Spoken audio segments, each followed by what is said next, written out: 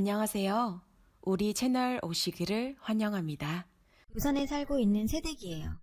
우리 부부는 결혼한 지는 얼마 안 됐지만 자주 이세 계획에 대한 얘기를 나눠요. 둘 다 아이를 좋아해서 둘 이상은 낳을 생각이죠. 저는 유치원 교사 일을 하고 있어요. 아이를 좋아해서 시작한 일이지만 솔직히 아이 돌보는 일이 힘들기는 해요. 그래도 아이들의 웃는 모습을 보면 피로가 싹 사라져요. 이런 거 보면 유치원 교사 일이 제 천직이긴 한가 봐요. 유치원에서 일을 하다 보면 아이들은 물론 학부모들도 많이 만나게 돼요. 가끔은 뭐 이런 부모가 다 있나 싶은 학부모도 만나게 되고요. 제가 사연을 보내게 된 것도 바로 그런 학부모에 대한 얘기를 하기 위해서예요. 어떻게 보면 제 인생에서 가장 충격적인 일이기도 했거든요. 제가 유치원 교사를 꿈꾸게 된 건 고등학교 2학년 때부터였어요. 그때까지만 해도 저는 꿈도 없었고 수능 점수에 맞는 대학에 원서나 넣자는 심정으로 살고 있었어요. 그러던 어느 날 학교에서 직업체험 행사에 참여하게 되었어요. 저희 학년 전체가 의무적으로 참여해야 하는 행사였죠. 학교와 연계한 장소 중 하나를 골라서 그곳에서 하루 동안 그 직업을 체험해보는 행사였어요. 선착순 신청이었는데 제가 늦게 가는 바람에 남은 자리에 신청을 해야 했죠. 저희 집에서 가장 가까운 곳이 어딘가 봤더니 유치원이더라고요. 그래서 유치원으로 가기로 했죠. 행사 당일 저는 그 유치원으로 향했어요. 1일 교사 체험을 하게 된 거죠. 가서 원장 선생님과 인사를 나누고 어떤 일을 할지 안내를 받았어요. 저 포함 5명 정도가 있었고 저는 그중 1명과 4살 반에 배정되었어요. 가장 어린 아이들의 반이었죠. 처음에는 우는 아이들을 보고 어떻게 해야 할지 몰라 당황스럽고 난처했지만 시간이 지날수록 아기들이 너무 예뻐서 그런 걱정이 싹 사라져버렸어요. 눈웃음을 지으며 어눌한 말투로 쫑알대는 모습이 어찌나 귀엽던지. 그리고 결정적으로 제가 유치원 선생이 돼야겠다고 생각한 계기가 있어요. 아이들 낮잠 시간이었는데 한 여자아이가 내내 칭얼대면서 엄마를 찾으며 잠도 안 자서 선생님들이 난감해하던 차였죠. 세희 학생, 내가 팔이 지금 너무 아파서 그러는데 잠깐만 이 아이 좀 안아줄 수 있어요? 하고 그 아이를 제게 넘기셨어요. 저는 얼떨결에 아이를 받았어요. 그리고 나름 아기 등도 토닥거리고 작게 자장가도 흥얼거려 주었죠. 그런데 아이가 서서히 울음을 그치더니 갑자기 두 팔을 들어선 제 목을 꽉 끌어안지 뭐예요. 그리고 얼마 지나지 않아 스르르 잠이 들어버렸어요. 자면서도 제 목을 잡은 팔을 풀지 않았죠. 순간 알 수 없는 감동이 밀려왔어요. 아이들이 나를 믿고 내가 자기들을 위해 노력한 걸 알아주는구나 싶었죠. 그게 너무 행복해서 그 아이를 안고 있으면서 나중에 유치원 선생님이 되어야겠다고 결심했어요. 아이가 잠들도록 저는 내내 안고 있었어요. 행사 시간이 종료되고 다른 애들은 다 집으로 갔지만 저는 남았어요. 아이들 학교 시간까지 제가 남아서 도와드리면 안 될까요? 하고 여쭤봤더니 흔쾌히 그러라고 하셔서 계속 남아 아이들을 돌봤어요. 오후가 되니 아이들은 하나둘씩 엄마 손을 잡고 유치원을 떠나기 시작했어요. 아이들을 보내고 나면 어질러진 교실과 화장실을 정리했어요. 그런데 한 아이가 혼자 남아있지 뭐예요.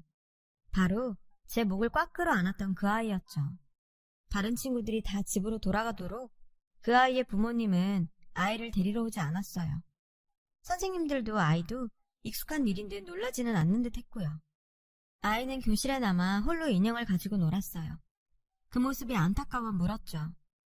저 애는 언제 부모님이 오시나요? 그러자 선생님이 그러시더군요. 할머니가 데리러 오시는데 매일 늦네요. 청소일을 하신다고 들었는데 일이 늦게 끝나시나 봐요. 저는 그때까지만 해도 아이의 부모가 늦게까지 직장에서 일을 해서 할머니가 대신 돌보는 아이가 아닐까 생각했어요. 그렇게 저녁 6시가 넘어서야 유치원 문이 열리고 누군가가 들어왔어요. 50대 정도로 보이는 아주머니셨죠. 그분이 오시자 유치원 선생님은 유진아, 엄마 오셨다. 이제 집에 가야지? 하고 마지막까지 남아있던 그 아이를 안고 나왔어요. 순간 의아했어요. 아까 할머니라고 들은 것 같았으니까요. 게다가 저분은 아이 엄마라고 하기에는 나이가 많아 보였거든요.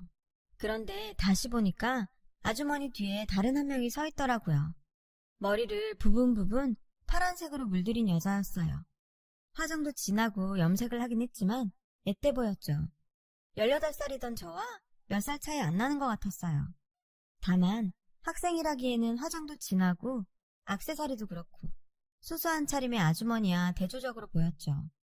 선생님이 아이를 데리고 나오자 아주머니가 아이를 받아 안으셨어요.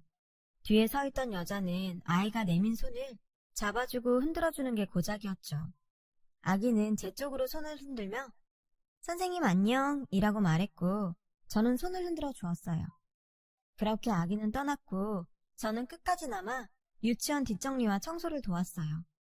그곳 선생님들이 칭찬도 많이 해주셨고 원장 선생님은 제가 좋은 유치원 교사가 될 수 있을 것 같다며 유아교육과에 가서 공부 열심히 하고 꼭 우리 유치원에 와달라며 칭찬을 해주셨어요. 저는 그러겠다고 했고요. 저는 아까 그 아이에 대해 물었어요. 마지막에 간 아이 있잖아요. 유진이요. 할머니가 데리러 온다고 하셨었는데 왜 아까는 엄마라고 하신 건지 여쭤봐도 될까요? 그러자 유진이 담임선생님이 속사정을 얘기해 주셨어요. 아, 그거요? 아이를 안고 가신 분은 할머니가 맞아요. 유진이 외할머니세요. 할머니 뒤에 서 있던 여학생 봤죠? 염색머리 여학생이요.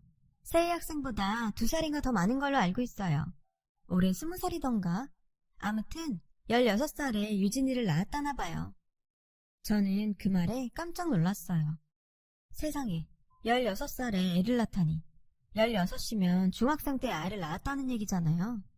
그런데 얘기를 들어보니까 일찍부터 날라리였다고 하더라고요.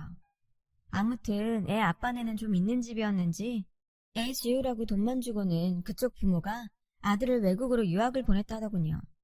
근데 유진이 할머니가 독실한 기독교 신자라서 애 지우는 건 안 된다고 했고 그래서 애를 낳았다는 거예요. 그 과정에서 유진이 외할아버지랑도 한바탕 난리였고요. 어쨌든 16살짜리 애가 애 키울 능력이 있겠어요. 그래서 유진이 외할머니가 외할아버지 호적에 올렸다더라고요. 호적상으로는 외할머니가 유진의 엄마로 되어 있고 친엄마는 언니로 되어 있대요. 충격적인 얘기였죠. 나랑은 2살 차인데 정말 다른 인생을 살고 있는 것 같았거든요. 16살에 임신을 할 수 있다는 것도 제게는 놀라운 일이었고요. 유진이 할머니가 유진이를 보살펴주고 계신다는 건 다행이었지만 그래도 유진이에게 연민이 느껴졌어요. 집으로 돌아가기 전에 원장 선생님이 저를 불러서는 그러시더라고요. 혹시 유아교육과 준비하면서 봉사활동 기록 증명 같은 거 필요하면 언제든지 와요. 내가 세희 학생은 특별히 해줄게. 저는 감사 인사를 드리고는 집으로 돌아왔어요. 그날 이후 제 목표는 유아교육과로 잡았어요. 목표가 생기니 공부도 더 열심히 하게 되었죠. 여름방학이나 주말에는 그 유치원에 가서 봉사활동을 했는데 자주 가다 보니 아이들도 저를 잘 따랐고 특히 유진이가 저를 참 많이 따랐어요. 그때도 유진이는 늘 제일 마지막에 집으로 돌아갔어요. 어쩔 땐 할머니가 오시고 어쩔 땐 엄마가 와서 데리고 갔어요. 그런데 엄마는 아무래도 유진이를 잘 못 돌보는 것 같더라고요. 애를 안는 것도 그렇고 달래는 것도 미숙해 보였죠.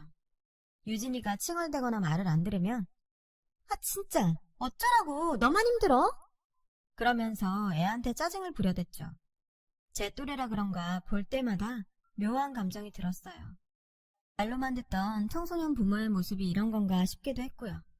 저는 남은 고등학생 기간 동안 열심히 공부했고 다행히 원하던 대학의 유아교육과에 합격하게 되었어요.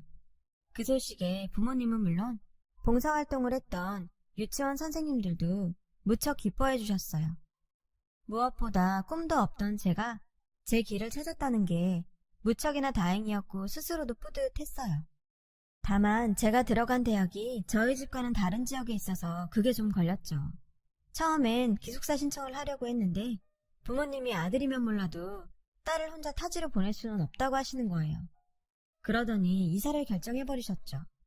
그렇게 저희 가족은 그 동네를 떠나게 되었고 유진이와도 헤어지게 되었어요.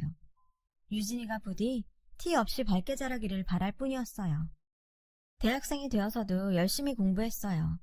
아이들을 돌보는 건 실전이 중요한데 이론책만으로 공부하려니 현실과 괴리가 느껴지더라고요. 그래도 현장에 투입되기 위해선 이론을 공부해야 했죠. 3학년이 되자 현장 실습을 하게 되었는데 아무래도 고등학교 때 봉사활동을 한 게 많이 도움이 되었죠. 어느덧 시간이 흘러 저는 졸업을 하게 되었고 여러 군데 이력서를 넣은 끝에 정식으로 유치원 교사가 되었어요. 막상 유치원 교사로 현장에 투입돼 보니 봉사활동 개념으로 하던 것과는 천지 차이더라고요. 훨씬 힘들고 바쁘고 신경 써야 할 일도 많았어요. 아이들도 일일이 챙겨야 하고 무엇보다 학부모님과의 소통이 중요했죠. 우리를 믿고 아이를 맡기는 거였기에 신뢰를 쌓는 게 무엇보다 중요했거든요. 그렇다 보니 손이 가는 곳이 한둘이 아니었어요. 받는 급여에 비해 노동량도 많고 노동 시간도 길었죠.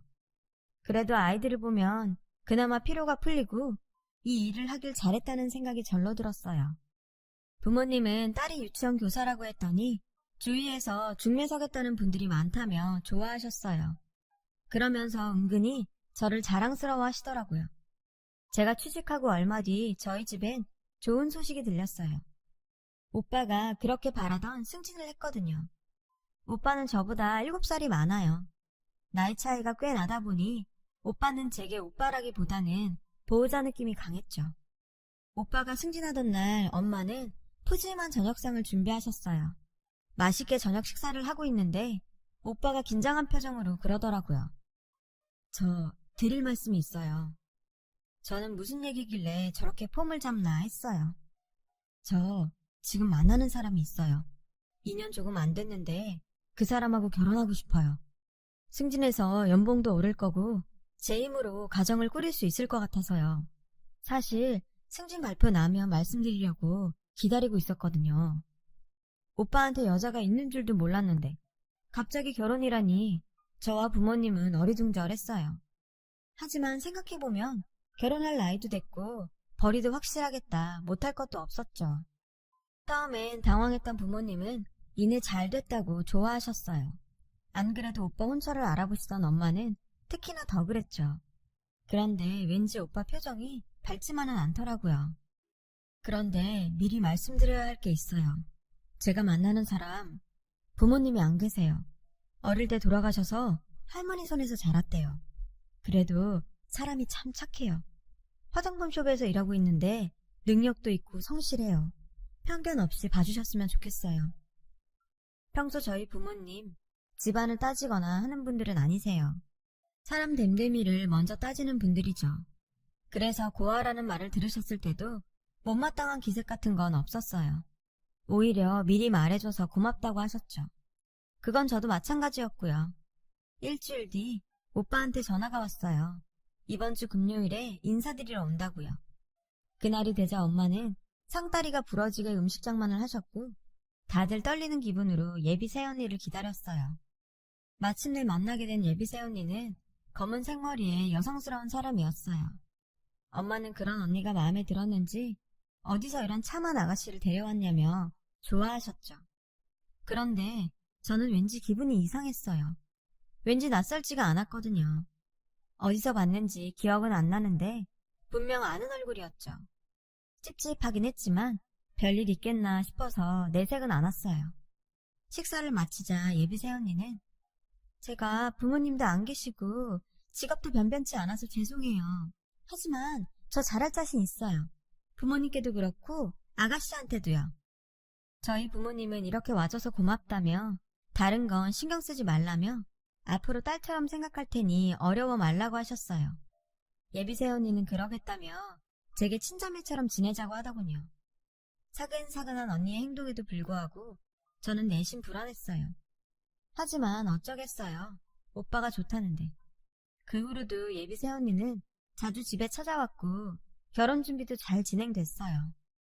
언니는 과하다 싶을 정도로 저희 부모님께 잘했는데 저는 그런 모습이 가끔 당황스럽기도 했어요.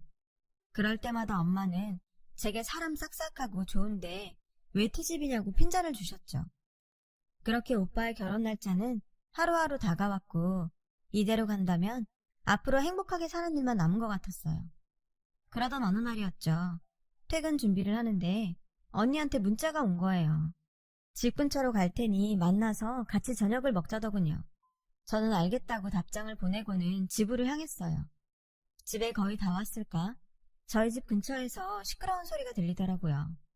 보니까 누가 통화를 하고 있더라고요.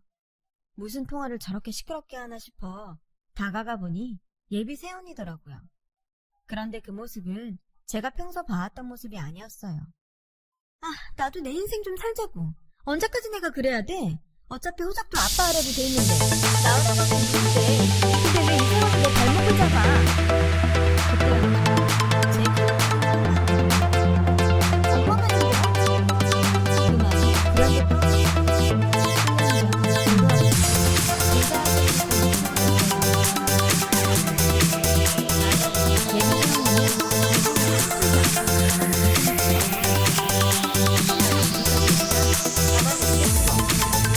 Turn up the bass.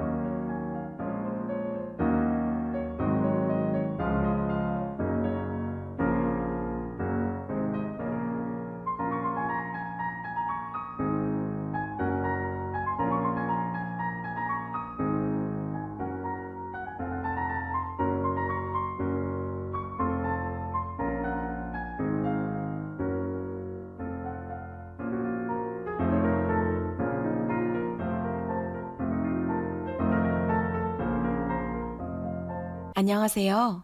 우리 채널 오시기를 환영합니다. 세희 선생님! 하고 소리쳤어요. 다행히 유진이는 저를 기억하더라고요. 저는 기특한 유진이를 와락 안아주었죠. 잠시 뒤 유진이 할머니가 집에 오셨고 저는 할머니와 얘기를 나누었어요. 제가 전후 사정을 말씀드리자 할머니는 한숨을 푹푹 쉬시며 얘기를 시작했죠. 그게 집 나가서 어떻게 사나 했는데 부모랑 자식까지 버리고 새 출발하려고 했구만. 모든 게 바쁘다는 핑계로 걔를 내버려도 내 잘못이에요. 아가씨 가족한테는 정말 미안해요. 할아버지께서는 딸이 당신 전화는 받지도 않는다며 딸이 있는 곳을 알려달라고 하셨어요. 그렇게 저는 할아버지와 함께 집을 나섰어요. 그리고는 오빠한테 연락해 회사 앞으로 할아버지를 모시고 갔어요. 회사 앞 카페에서 할아버지와 함께 기다리고 있는데 유리창 너머로 오빠가 오는 게 보였어요. 유진이 엄마도 함께요. 오빠는 저를 발견하곤 다가왔어요. 뒤따라오던 유진이 엄마는 제 옆에 있는 자기 아빠를 보고는 얼음이 되었어요. 네가 네 인생 살고 싶은 건 이해한다만 그렇다고 네 자식도 버리고 살아있는 부모를 세상에 없는 사람 만들 줄은 몰랐다. 네가 그러고도 사람이냐? 그 말에 얼굴이 하얗게 질린 예비새 언니는 할아버지를 끌고 밖으로 나갔어요. 유리창 너머로 두 사람이 말다툼을 하는 게 보이더군요. 그 사이 저는 오빠한테 지금까지의 일을 모조리 얘기했고 차분하게 얘기를 듣던 오빠는 충격을 받았는지 두 손으로 얼굴을 감쌌죠. 그 모습을 보니 괜히 잘 살 사람, 인생 망친 거 아닌가 싶어 미안하기도 했지만 그래도 나중에 알고 충격받는 것보단 낫다 싶었어요. 그때였어요. 할아버지를 억지로 택시에 태워보낸 예비새 언니는 표정을 싹 바꾸곤 안으로 들어왔어요. 오빠, 내가 다 설명할게. 아가씨, 뭔가 오해를 한 것 같은데 유진이 내 애 아니야. 정말이야. 부모 얼굴에 먹칠하는 것 같아서 그동안 숨기고 있었는데 유진인 아빠가 밖에서 나온 자식이야. 그 일 알고 난 집을 나온 거고. 아가씨가 나에 대해 오해하고 있는 거 아는데요. 그래도 내 말은 들어봤어야죠. 나 정말 억울해. 아빠가 인생 잘못 산 것 때문에 왜 내가 고통을 당해야 하냐고. 나 정말 행복해지고 싶어. 아빠한테 받은 상처 잊고 새 출발하고 싶다고. 그러니까 오빠가 나 좀 도와줘. 고아라고 속인 건 미안한데 그럴 수밖에 없었던 내 심정도 알아달라고. 오빠, 제발 나 좀 도와줘. 응? 기가 막히더군요. 모든 게 밝혀졌는데도 끝까지 혼자 살겠다고 자기 아빠까지 파렴치한으로 만드는 언니의 가증스러운 모습에 저는 할 말을 잃었어요. 그건 오빠도 마찬가지였죠. 야, 너 언제까지 거짓말할 거야? 뭐? 밖에서 나온 자식? 너 사람 새끼 맞냐? 인간 맞냐고. 너 하나 잘 되자고 도대체 몇 사람을 시궁창에 쳐넣는 거야. 이러고도 끝까지 결혼을 하겠다고? 새 출발하고 싶다고? 웃기지 마. 네가 저지른 일도 책임 못 지는 인간한텐 새 출발이라는 건 없어. 그러니까 꿈도 꾸지 마. 이 쓰레기 같은 인간아. 오빠는 할 말을 끝내곤 가버렸어요. 저도 오빠를 따라 카페를 나섰고요. 뒤늦게 사실을 접한 부모님은 많이 놀라셨고 당장 이 결혼 취소하라고 길길이 뛰셨어요. 그렇게 오빠의 결혼은 취소가 됐고 이후로도 한동안 예비새 언니는 우리 집 식구들을 찾아다니며 용서해달라고 빌었어요. 끝까지 결혼에 대한 미련을 버리지 못했던 거죠. 참다 못한 오빠는 한 번만 더 가족들을 귀찮게 하면 형사고발하겠다고 엄포를 놓았고 그제야 예비새 언니는 단념을 했는지 찾아오지 않았어요. 그 후로도 저는 유진이와 연락을 주고받으며 관계를 이어갔고 결혼을 한 지금까지도 종종 만나고 있어요. 결혼이 깨진 뒤 유진이 엄마는 연락도 끊은 채 어딘가로 사라져버렸다더군요. 혹시 모르죠. 어딘가에서 고아 행세하며 또 다른 남자를 꼬시고 있을지도요. 저희 오빠는 얼마 뒤 다행히 좋은 사람을 만나서 연애를 시작했고 2달 뒤 결혼할 예정이에요. 비 온 뒤 땅이 굳는다고 상처받은 오빠가 부디 아픈 기억을 잊고 잘 살기를 바랄 뿐이에요. 사람이 이기적으로 살지 않으려면 책임감도 꼭 필요하다는 걸 알게 되었습니다. 지금까지 제 사연을 들어주셔서 감사드려요. 제 사연을 들어주신 분들께 항상 좋은 일들만 있길 바랍니다. 여러분, 사연 댓글에 응원과 현명한 조언 부탁드려요.